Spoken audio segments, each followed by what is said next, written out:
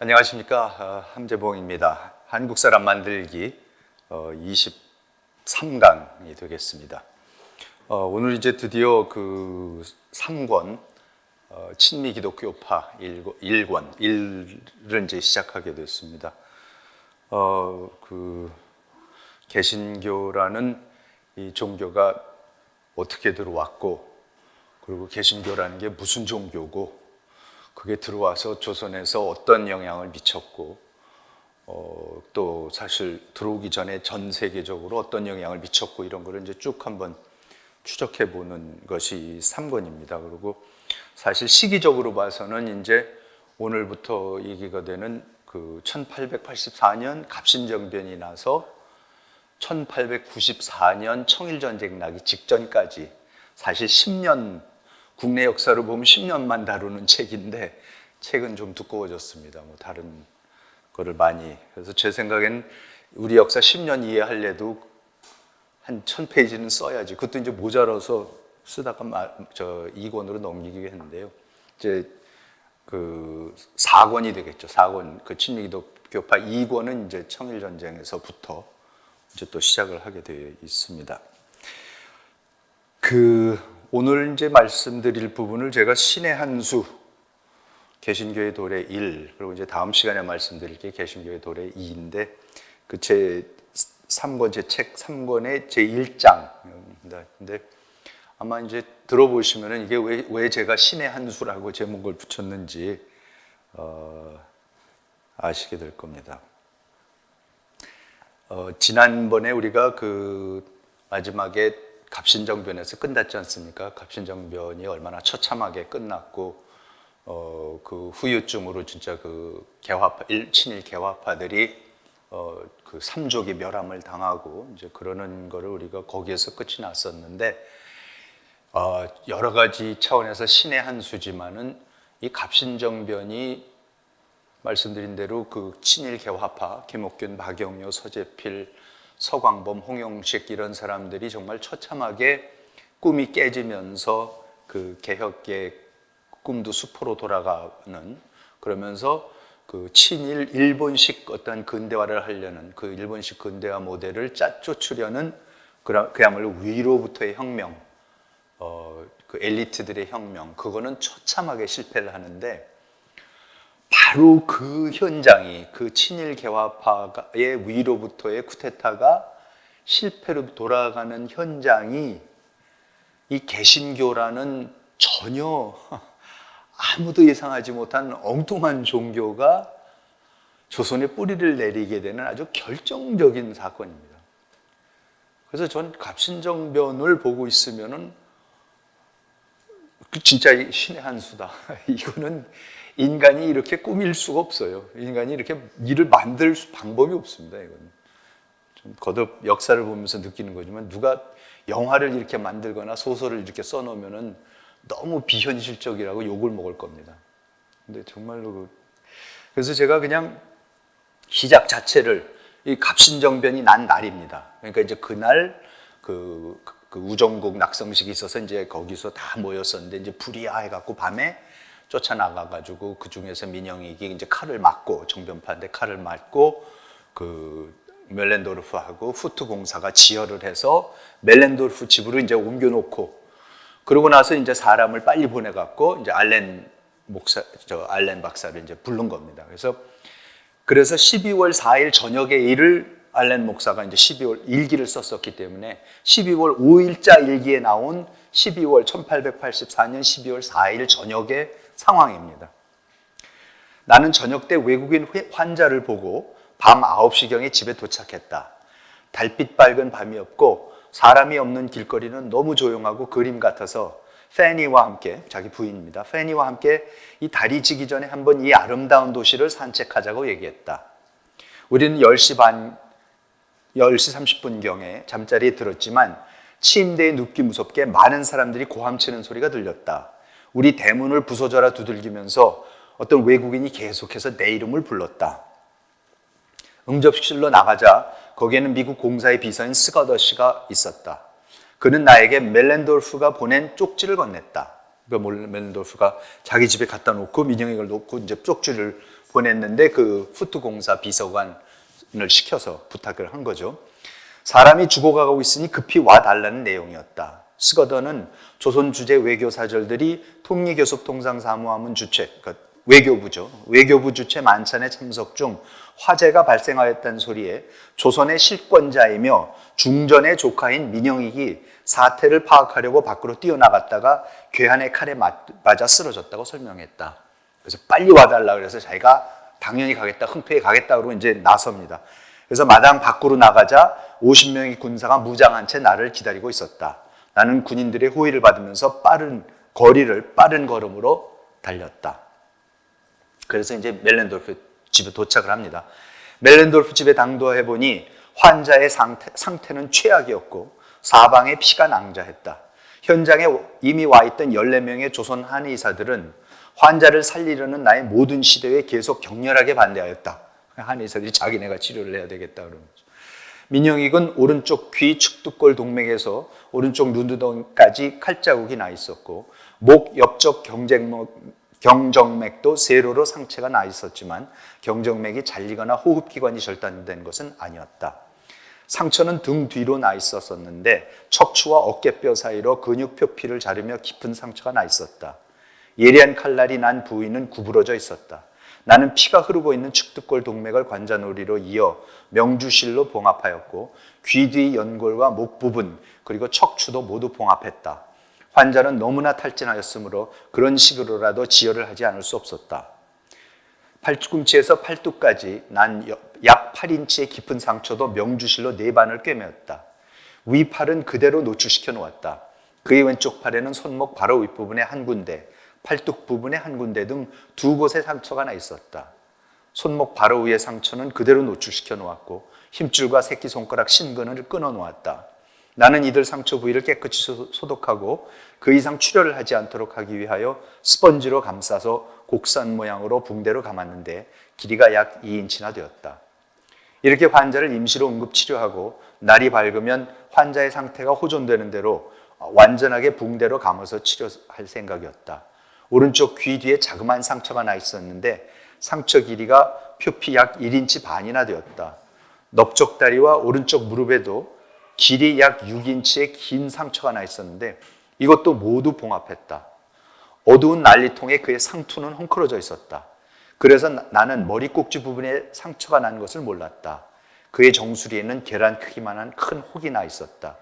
이 부위의 머리를 모두 잘라내고 상투를 튼 머리카락에 매달아 놓았다.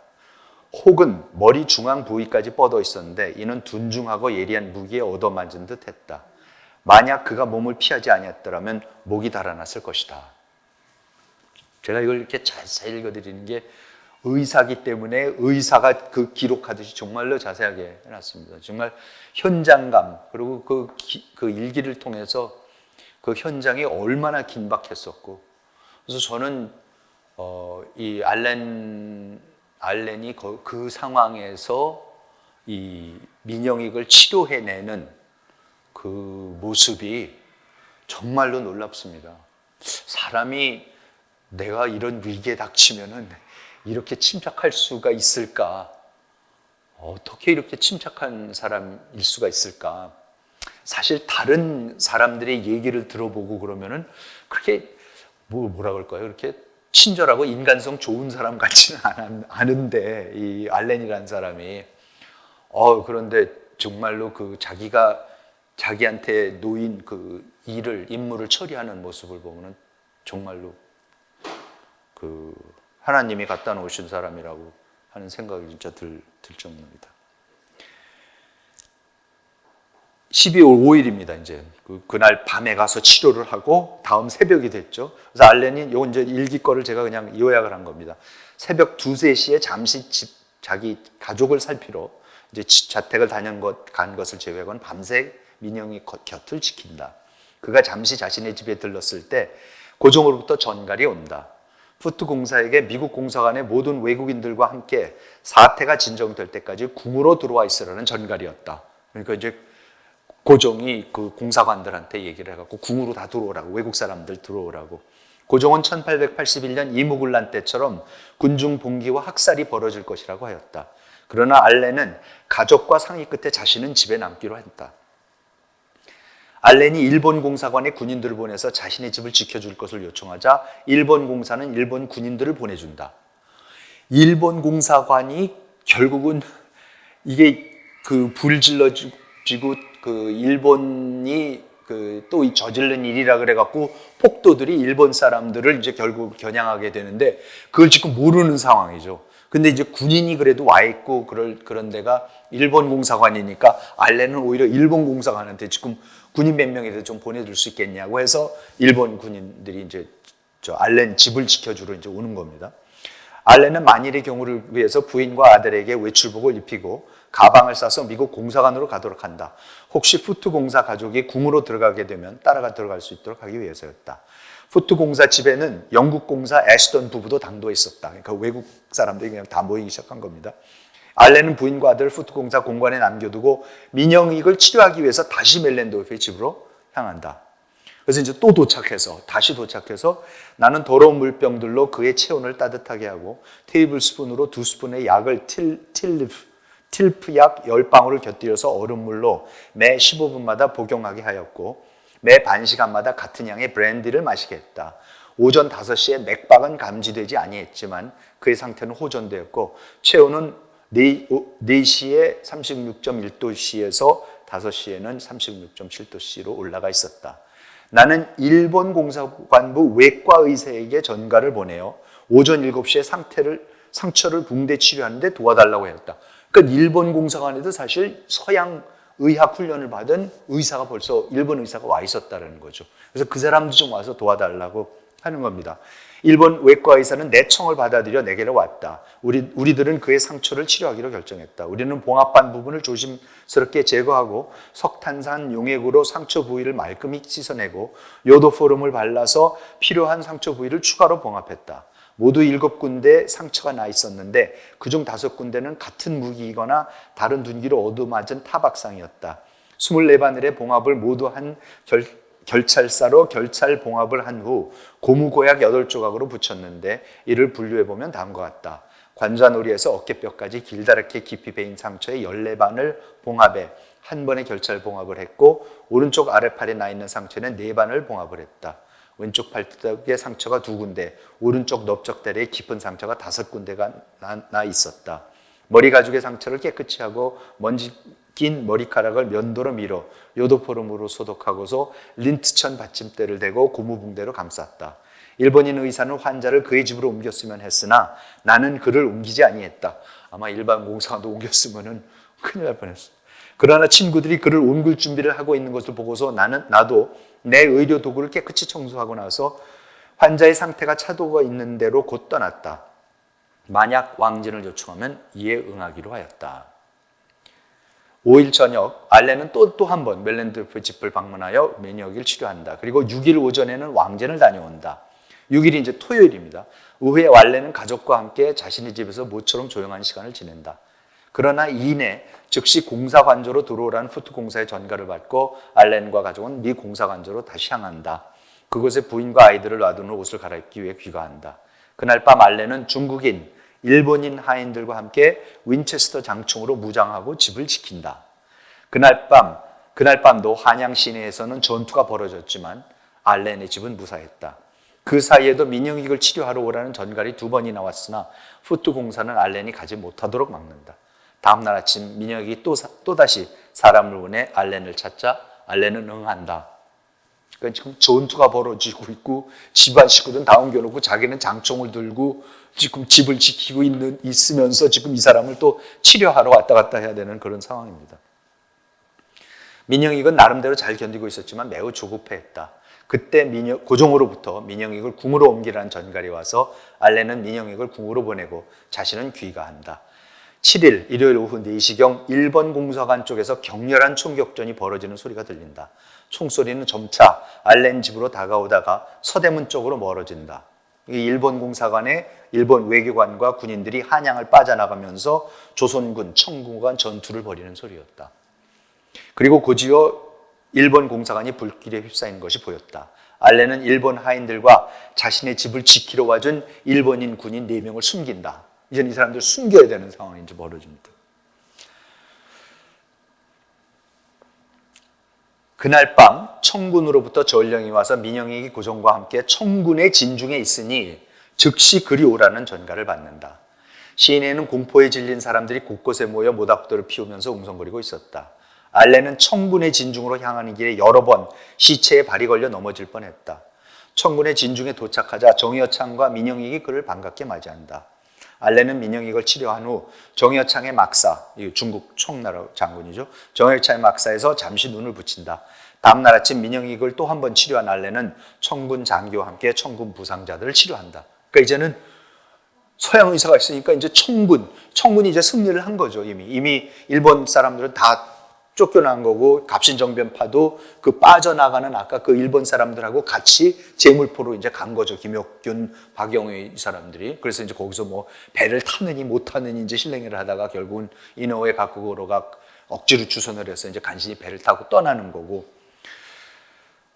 그 사이에 이제 이 알렌은 가서 이제 청군 병사들까지, 부상당한 청군 병사들까지 이제 치료를 해줘야 되는 겁니다. 12월 8일 알렌이 자신의 집으로 돌아온 것은 오후 2시경이었다. 사방은 조용했다. 그때 제물포에 정박해 있던 영국 군함에 있던 영국 해병 8명이 갬블도의 대의의 지휘하에 휠러라는 외과 의사와 함께 당도한다.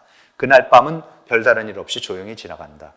9일 아침 알렌 집에 숨어있던 일본인들은 스미소니안 재단에서 미 공사관에 파견되어 온 해군 소위 존 버나더와 중국인, 조선인 구인들의 호의를 받고 제물포로 향한다. 알렌은 휠러와 함께 민영익을 보러 궁으로 향한다. 민영익을 진찰한 휠러는 민영익의 부상을 보고 그가 아직도 살아있다는 사실에 놀라며 그러나 오래 살지 못할 것이라고 했다. 그러니까 다른 영국 의사가 봐서는 이 사람 살 수 없을 거라고 했었다는 겁니다. 알렌은 오후 3시쯤 집으로 돌아온다. 푸트 공사 내외, 애쉬턴 공사 가족 등은 모두 다음날 아침 제물포로 피신하기 위해서 짐을 싸고 있었다. 그러나 알렌은 부인과 상의 끝에 한양에 남기로 한다. 이 와중에 남아요. 자기 공사까지 다 떠나는데. 이유가 첫째, 우리는 이러한 일을 하기 위하여 이곳에 왔고 우리를 절실히 필요로 하는 이때 여기를 떠날 수 없다. 그리고 둘째, 이곳에는 먹을 것도 넉넉하여 오히려 편하였다. 우리는 남아서 임무를 다하면서 하나님에게 모든 것을 맡기기로 하였다. 얼마나 놀라운 결심입니다. 여기서 푸트 공사는요, 이때 갔다가 1월 달에 그냥 몸이 아프다고 귀국을 해버리고 나서 안 옵니다. 떠난다는 얘기도 안 하고 그냥 미국에 도착해서 사표를 내버려요. 그래서 다시는 안 와요. 근데 지금 알렌은 이러고 이제 서울에 남기로 합니다. 그래서 자, 그럼 이 알렌이라는 사람이 도대체 누구냐? 간략하게 그냥 58년 4월 23일 오하이오주 델라웨어에서 태어나서 81년 같은 도시에 있는 오하이오 웨슬리안 대학, 웨슬리안 대학이라는 게 이제 존 웨슬리의 그 이름을 따서 미국에 여러 군데 있죠. 커네티컷에도 있고 여러 군데 있는데 웨슬리안 대학을 나옵니다. 83년에 신시내티 소재 마이애미 의과대학을 졸업하고 졸업과 동시에 부인 프랜시스 페니 메센저하고 결혼을 하고 그 다음에 장로교 해외선교위원회의 선교사로 자원하여서 곧바로 중국으로 파견이 됩니다. 그래서 83년 8월 20일 델라웨어를 떠나서 9월 4일 샌프란시스코까지 해서 샌프란시스코에서 또 9월 4일 날 출항을 합니다. 10월 15일 날 일본 요코하마와 상하이를 거쳐서 15일 임지인 난징에 도착. 그런데 이 사람이 전에도 한번 말씀드렸지만 중국 생활에 적응을 하지 못합니다. 그래갖고 현지 외국인들하고도 불화를 일으키며 알렌은 결국 1년도 안 돼서 중국을 떠나기로 이제 합니다. 도저히 같이 일하러 선교하러 온 사람들하고도 이제 안 돼요. 자, 당시 중국에 있던 선교사들과 의사들이 알렌한테 어디를 가야 되냐 했더니 82년에 미국하고 수교하지 않았느냐, 미국이 조선하고 미국하고 조미수호 통상조약 맺지 않았느냐, 그럼 한번 조선에 가봐라. 그래서 알렌이 당시 조선세관에서 멜렌돌프가 하고 있는 조선세관에서 일하고 있던 오스트리아인 요셉 하스에게 한양의 외국인들이 의사를 필요하는지 여부를 묻는 편지를 보냅니다. 그러면서 6월 8일에는 뉴욕의 장로교 해외선교위원회에 조선으로 임지를 옮길 수 있도록 요청하는 편지를 보내면서 여기 이제 성격이다. 만일 위원회가 그가 조선으로 가는 것을 허락지 않을 경우 위원회와의 모든 관계를 끊을 것이다. 성질이 보통인 사람이 아닌 것 같습니다. 그래서 결국 7월 22일 날, 84년 7월 22일 날 장로교 해외선교위원회가 알렌에게 조선으로 임지를 바꿀 것을 허락하는 전보를 보내옵니다. 그래서 알렌은 부인과 갓 태어난 아들을 상하이에다 두고 84년 9월 14일, 지금 84년 12월 4일 날 갑신정변이 일어납니다. 근데 그러니까 3달 전이죠. 9월 14일 날 난징호로 상하이를 떠나서 요코하마로 가서 부산에 도착하죠. 그러니까 청과 조선을 잇는 전기 여객선이 없어서 항상 나가사키나 요코하마로 먼저 갔다가, 그렇죠? 천진이나 여기서 떠날 때, 그래서 다시 부산으로 도착해야 됐습니다.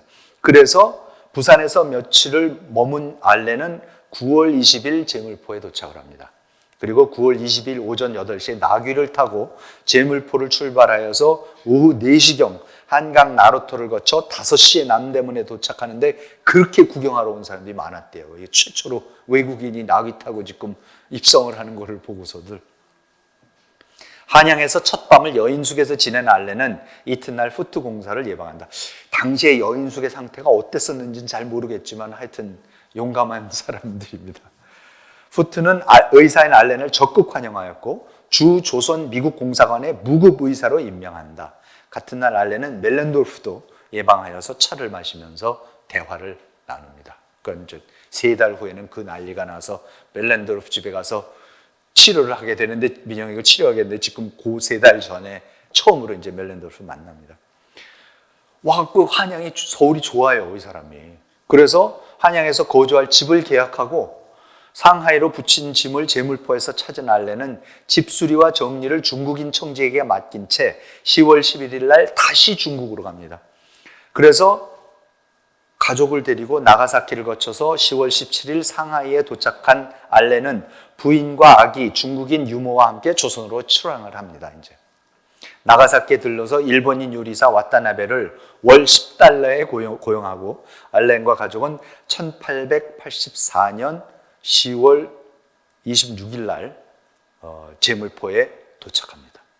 그래서 10월 27일 날 한양에 입성해서 이제 살기 시작을 하는 겁니다. 갑신정변이 발발하기 한 달 전이었습니다. 갖다 놓으신 거예요, 이걸, 이 사람을 지금.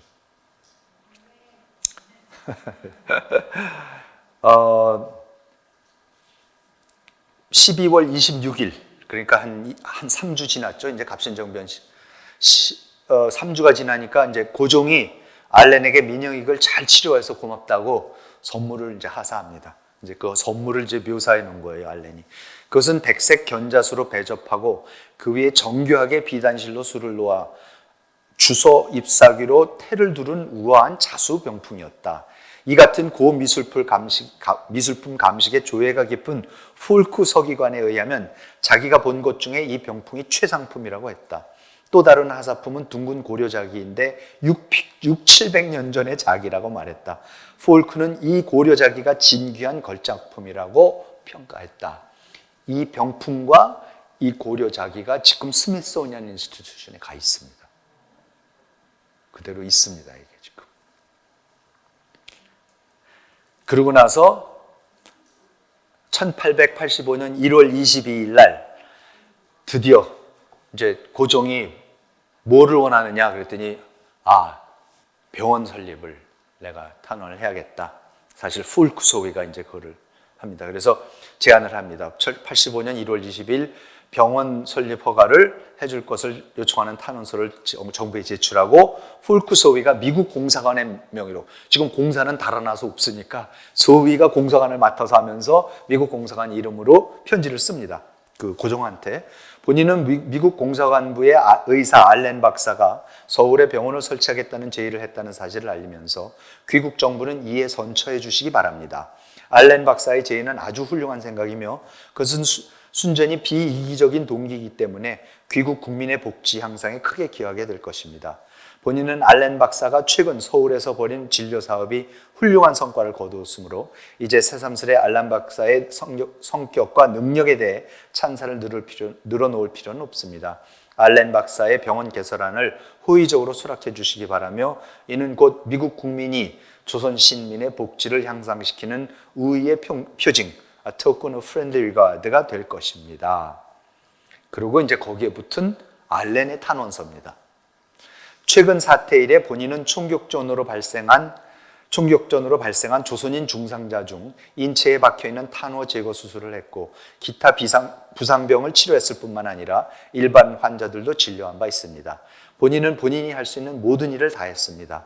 그러나 이들 대다수 환자들은 본인의 저택으로부터 멀리 떨어져 살고 있었으며 더군다나 민영익을 비롯하여 청국군 부상 병정들을 치료하는 데 대부분의 시간을 할애해야 하기 때문에 멀리 떨어진 환자 집까지 왕진 치료할 시간이 없었습니다. 어떤 경우에는 부유한 환자들이 기어이 나에게 진료를 받고자 내 집 근처에 있는 방을 빌려 민박해 가면서 나의 진료를 기다리고 있었기 때문에 나는 이들을 손쉽게 매일 진료할 수 있었습니다. 그러나 내 저택에는 이같이 밀려드는 환자들을 수용할 만큼의 적당한 병원 설비가 부족하기 때문에 대다수 극빈 환자들은 되돌아가지 않을 수 없었습니다. 병원이라는 게 없었던 거죠. 그러니까 부잣집들은 가서 그 집에 왕진을 하지 병원이라는 것 같이 우리가 그냥 병원하면 의사하면 당연히 병원이 있어갖고 우리가 병원 찾아가면 거기 의사들이 있을 줄로 생각을 하는데요. 이때는 그런 게 없었던 거죠. 그러니까 이걸 설명을 일일이 해야 되는 겁니다. 보통 사람들을 위해서는 내가 따로 환자를 맞이할 시설이 있어야 된다. 본인은 미국 시민으로서 조선인을 위하여 본인이 할 수 있는 모든 일을 하고자 합니다. 만약 조선 정부가 본인에게 병원 설비를 갖춰준다면 서양 의술로서 환자들을 치료하고 부상 병정들에게 요양처를 제공함으로써 그 은혜에 보답하고자 합니다. 이와 같은 병원 시설을 갖추게 된다면 이는 장차 조선 청년들에게 서양 의학 및 공중위생학을 가르치는 교육기관이 될 것입니다. 미국에는 도시마다 한두 개의 병원이 있습니다. 한양에는 병원 1개 정도는 개설해야 하며 최소한의 비용으로도 1개 정도의 병원을 운영할 수 있을 것입니다. 본인은 조선 정부의 배려로 이 일을 주관하여 경영하되 이에 대한 보수는 청구하지 않겠습니다. 다만 본인에게 절실히 필요한 것은 좋은 장소의 대형 한옥 한 채와 매년 병원 운영에 소요되는 경상 비용을 제공해 주는 것뿐입니다. 비용이라야 등화, 불 켜는 거죠. 및 난방비, 조수 간호원으로 일할 사람의 급료, 그리고 극빈 환자에게 제공할 식사비, 의약품 구입비 등 $300 정도입니다. 이상의 비용을 제공해 준다면 본인은 6개월 이내에 미국인 의사 1명을 더 초빙하되 역시 무급으로 일하도록 할 것을 약속합니다. 우리는 미국에 있는 공제조합으로부터 일정한 생활비를 지급받고 있기 때문에 보험금은 필요 없습니다. 이러한 병원은 중국 베이징, 텐진, 상하이, 광둥 그리고 기타 중국 대도시에도 있으며 특히 그중 2개 병원은 이 홍장 자신이 비용을 지급하고 있습니다. 중국에서도 이렇게 하고 있습니다. 돈은 안 받을 테니까 경상배우 건물만 지어주십시오. 한양에 이러한 병원을 설립한다면 이는 조선 왕실병원, His Korean Majesty's Hospital이 될 것입니다. 그래서 조선 백성이 병이 들면 이곳에 와서 진료를 받게 될 것이며 이렇게 되면 일반 백성들은 대군주, 고종 임금님의 자애로운 처사에 더욱 존경하고 흠모하게 될 것입니다.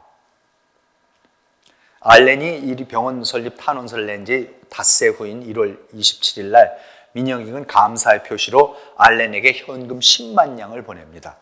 얼마나 그래서 이제 이 알렌이 쓴 겁니다. 오늘 민영익은 나에게 현금 10만 양을 보내주었는데 그는 이것이 나에 대한 우위의 표징으로 보낸 것이라는 점을 강조했다. 그는 이 돈을 내 생활비에 충당하여 쓸 것이며 또한 손님에게 깍듯하게 내놓은 음식 대접 대신으로 주는 선물로 생각해달라는 것이었다. 그는 이 돈은 주인이 집에 찾아온 손님에게 주는 선물에 불과하다는 것, 내가 그를 치료해준 의료봉사에 대한 의료비와는 아무 관계가 없다는 점을 분명히 했다. 이 같은 사정을 고려해서 나는 민영익이 주는 돈을 받게 되었다. 그는 최근 나에게 미국과 중국 상하이 등지를 돌아 세계 일주 여행을 다녀오라고 몇 차례 권고했다. 그리고 그는 나를 그의 친형으로 모시겠으며 내가 없으면 아무 일도 할 수 없다고 화가 나였다. 알렌이 민영익보다 2살 위였습니다. 그럼 민영익은 24살, 알렌은 26살. 지금 이렇습니다. 상기한 병원 건설안은 곧 민영익에게 전달되었고 이 같은 사실은 세상에 널리 알려지게 되었다. 그를 비롯하여, 그러니까 민영익을 비롯하여 모든 조선 친구들, 심지어 조선 한의사들까지도 나의 병원 건설안에 찬동했다. 민영익은 오늘 이 문제를 협의하기 위해 2사람의 관리를 나에게 보내왔다. 그러니까 민영익하고 고종하고 민중전이 밀어붙이니까 안 되는 일이 어디 있겠습니까? 2월 14일 날, 85년 2월 14일, 지금 3개월 됐습니다. 2개월 됐네요. 알렌은 병원 건설안이 어리둥절할 만큼 급속히 진행되고 있다는 소식을 전해 듣고 2월 18일 외무하문의 김윤식 독판, 외교부 장관 김윤식이 미국 공사관을 방문하여서 병원 건물이 선정되었다는 것을 벌써 알려줍니다. 그래서 그 건물을 가봅니다. 그 건물이 바로 광해원인데 그 건물이 누구 집이었죠? 이게 홍용식의 집입니다. 그러니까 갑신정변 때 우종국 낙성식을 주도한 사람이 홍용식입니다. 우종국장으로서. 그리고 갑신정변이 났을 때 고종하고 민비를 호위하고 있다가 끝까지 호위하고 있다가 그 청군한테 맞아 죽고, 그리고 그 아버지 누구죠? 저 유명한 갑자기 이름이 생각이 안 나는데 영의정은 자결을 하고 손주를 죽이고 자신도 독약을 먹고 자결을 하고 그러면서 이제 집안이 완전히 멸문지화를 이제 당한 그 집을, 홍영식 씨 집을 광해원으로 쓰라고 지금 내줍니다. 그래서 그 집에 갔더니 그의 집 바닥은 유혈이 낭자하여 그의 가족들이 이곳에서 살해되었음을 알 수 있다. 홍영식 저택은 철저하게도 약탈된 상태였다. 심지어 문짝, 창문, 난로, 서류, 벽에 걸린 물건까지 노략질해 갔다. 위패 2개가 있었는데 신주는 없어졌고 껍데기만 나뒹굴고 있었다. 지금 이 건물이 연세대학교에 지금 가서 있는 그 건물입니다.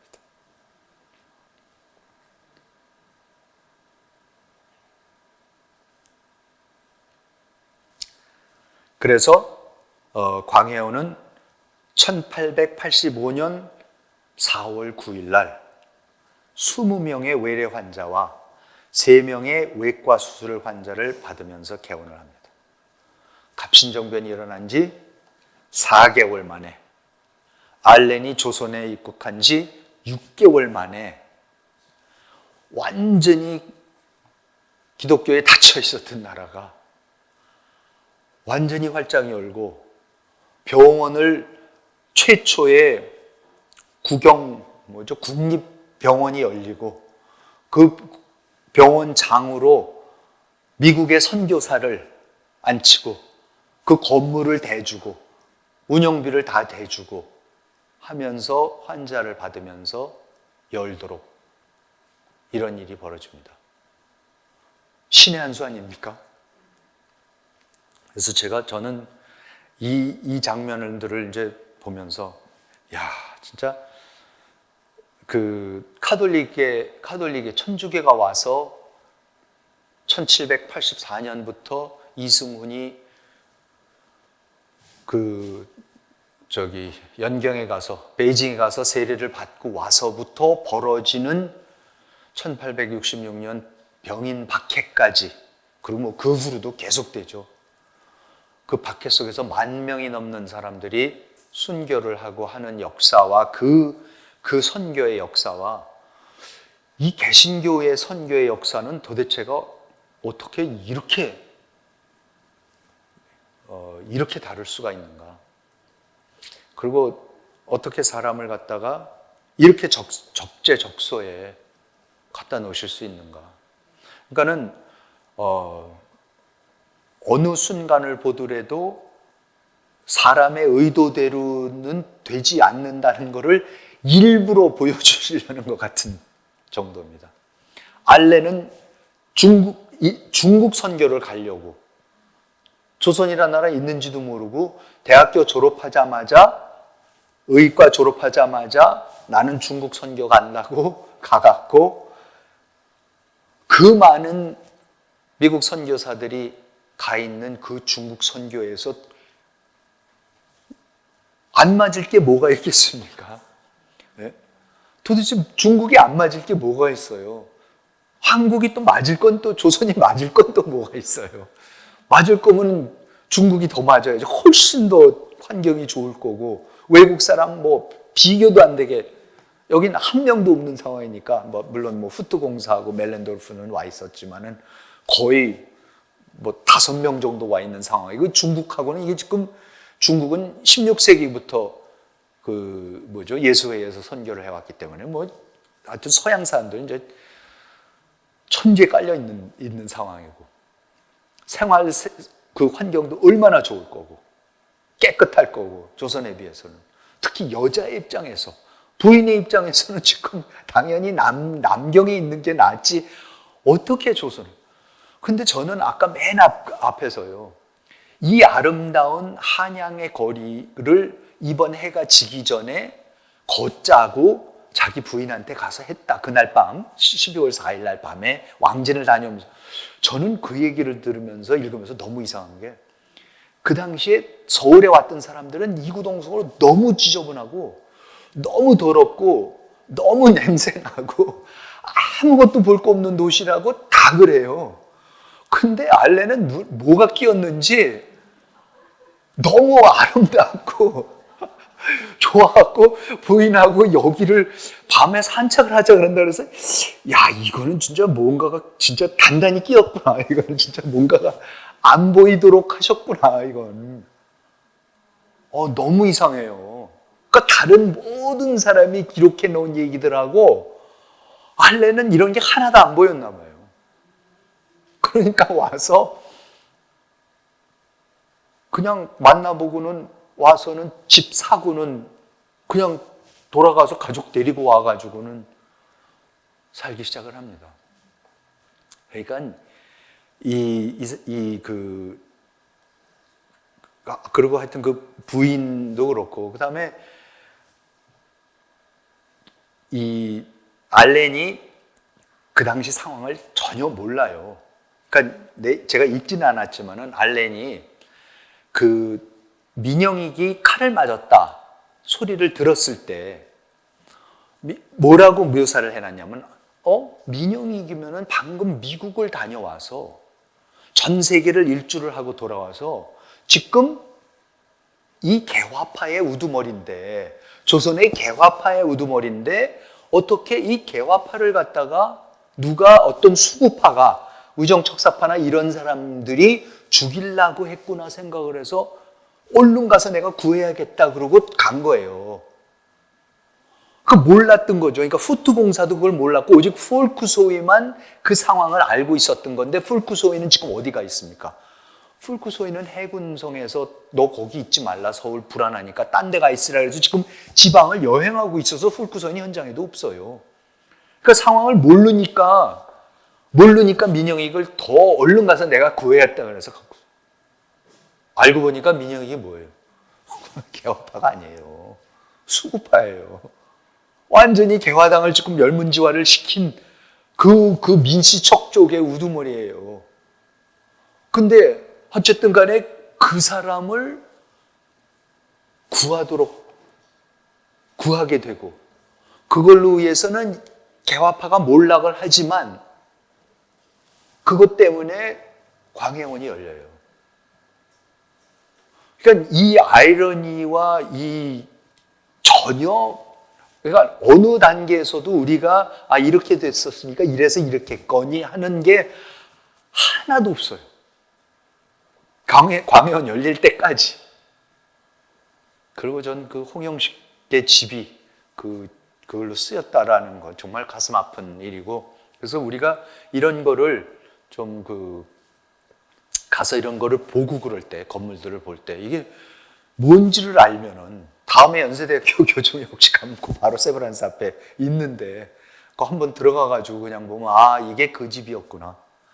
이게 홍영식이 그 집안이 이렇게 멸문지화를 개화를 하겠다고 우정국을 열면서 그걸 해보겠다고 했다가 갑신정변 일으켰다가 멸문지화를 당한 집이고 그 집이 또 광해원이 돼서 그렇죠? 그게 이제 이 아까 그 알렌이 탄원서에서 쓴 그대로지 않습니까?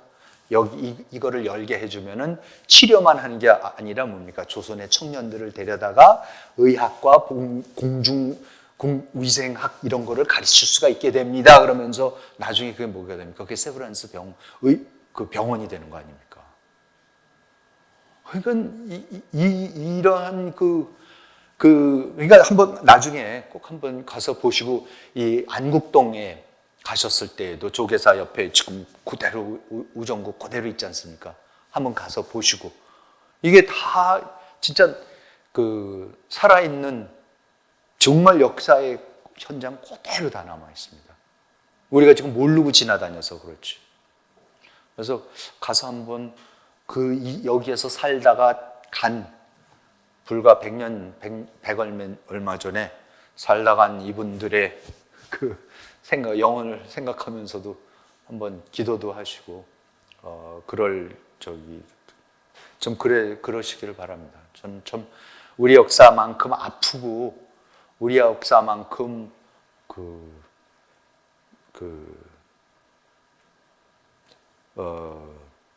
하여튼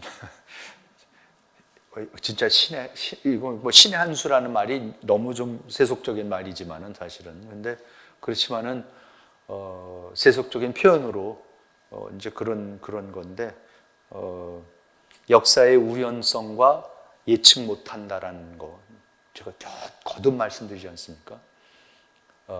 진짜 소설로 쓰면은 이렇게 쓰면은 소설 너무 재미없다 그래요. 이게 무슨 인과관계가 하나도 없이 그냥 다 우연으로만 버무려져서 일어나는 일같이 느껴질 정도로 하나도 예측할 수 없는 일들이 계속 벌어졌는데 그렇게 해서 벌어져서 뿌리 내리게 되는 게 이게 개신교의 역사입니다. 네, 진짜로 너무나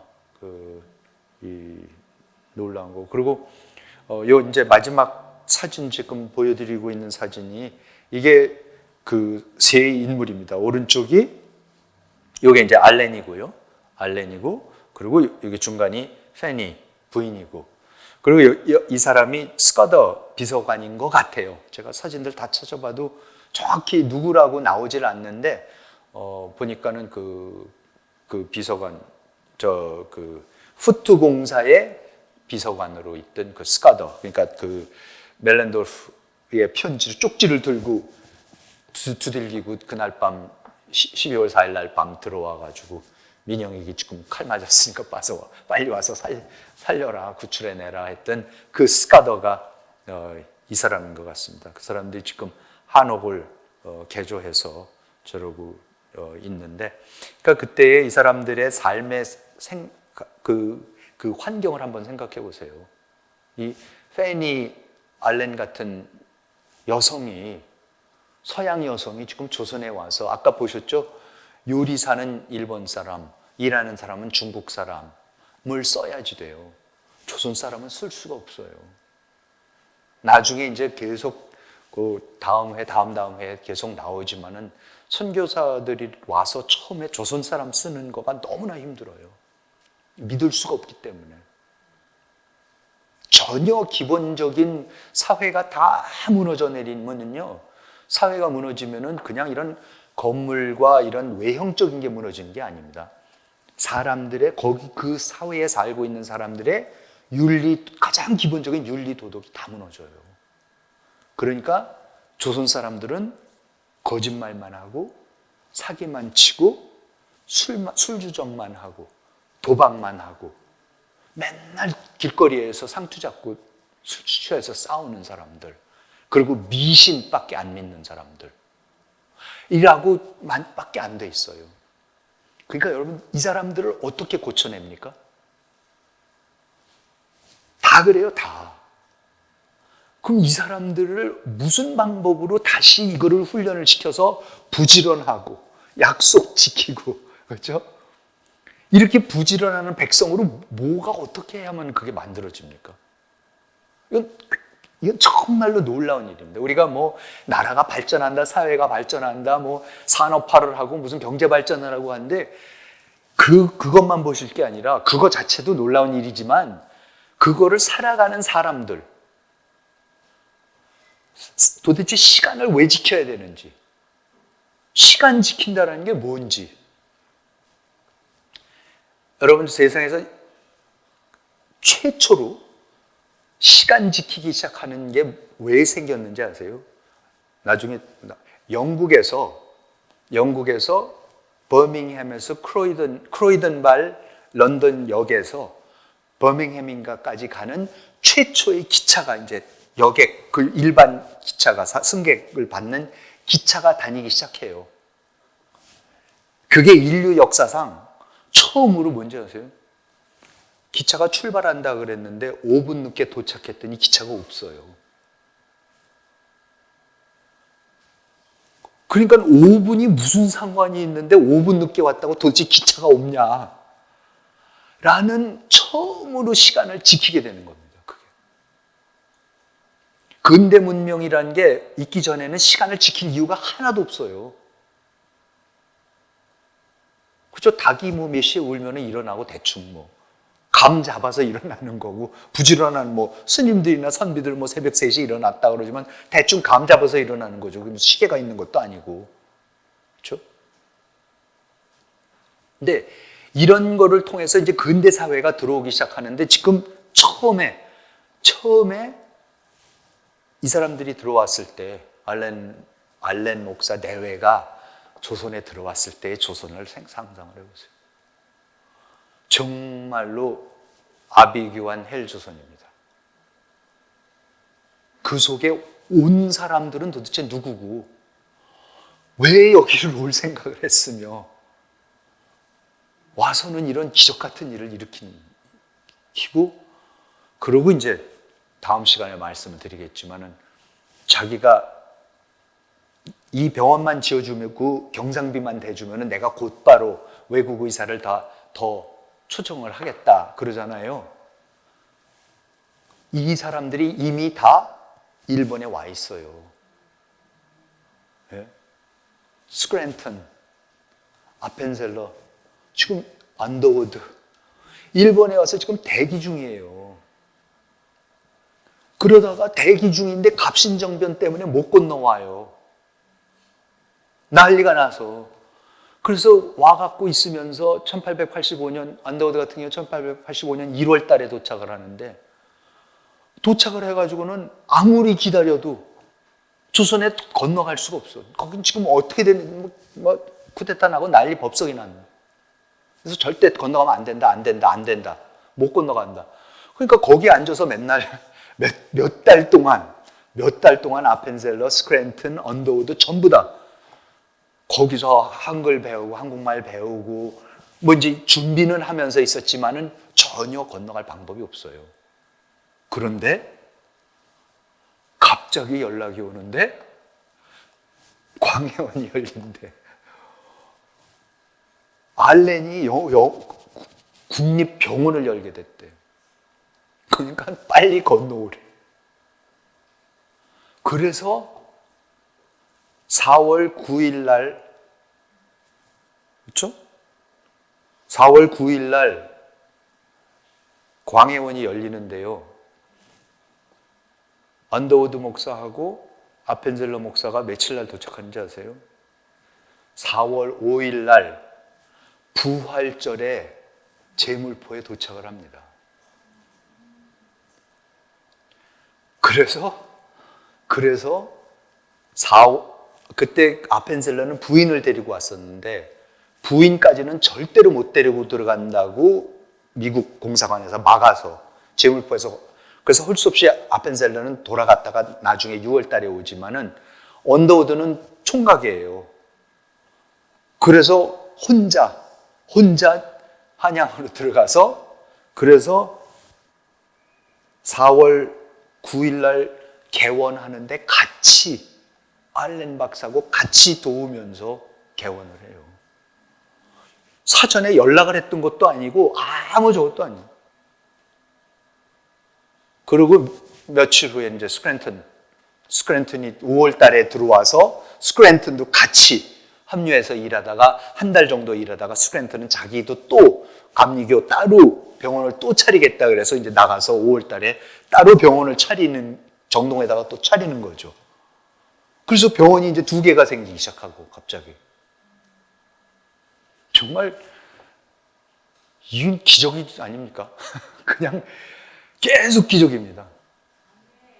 그러니까는 그래서 제가 다음 시간에는 그러면 왜 도대체 언더우드하고 아펜젤라와 스크랜턴은 그때 왜 거길 와 있었는지, 왜 도대체 일본까지 오게 됐는지, 거기에 또 놀라운 신의 한 수 2편 2탄이 기다리고 있습니다.